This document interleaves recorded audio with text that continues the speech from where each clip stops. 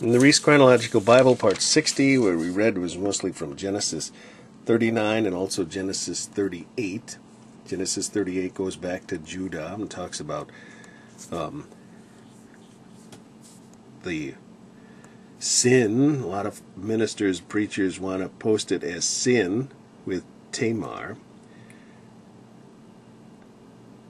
Now, she played the part of the harlot, but she was not an harlot.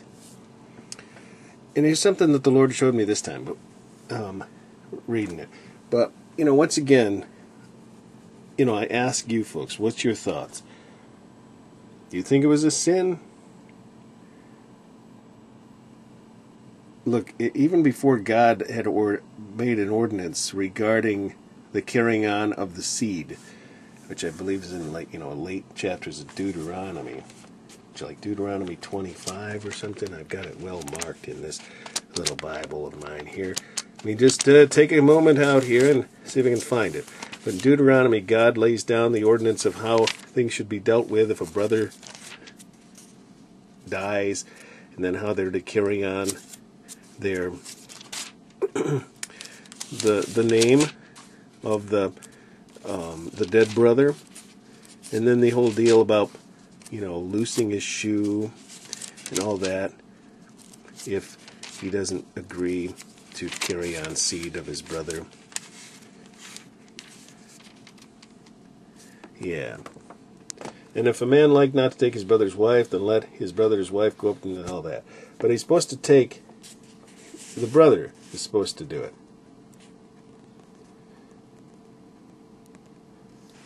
Shall succeed in the name of his brother which is dead, that the name of be not put out of Israel.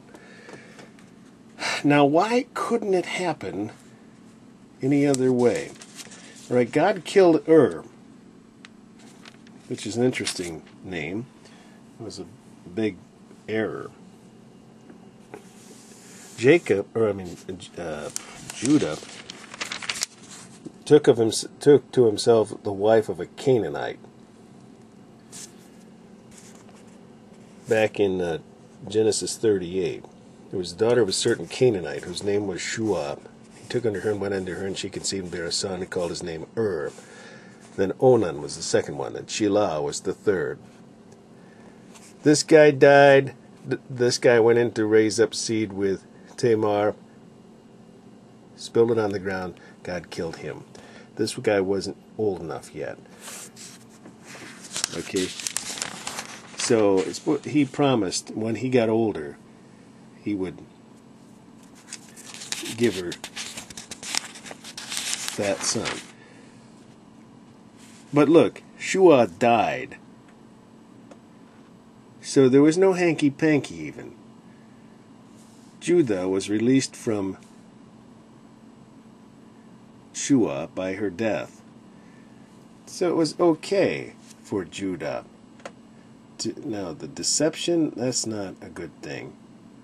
But see, it couldn't be any other way, because Christ, I don't know the details of this, but it can't be from the line of Canaan. Canaan.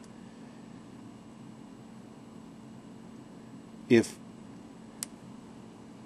any one of these sons, or Onan, or Shelah, had raised up seed, the line would have carried on from a Canaanite. That's what these guys were. They were basically Canaanites, because Shua was a Canaanite. Tamar was not. So that's what happened. Tamar had the child, Pharez, somewhere down here. You will see his name listed in the genealogy at the beginning of Matthew.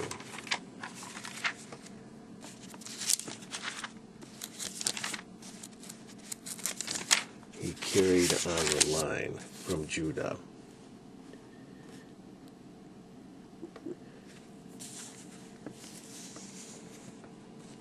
Judas begat Pharez and Zerah of Tamar, and Pharez begat Ezrom.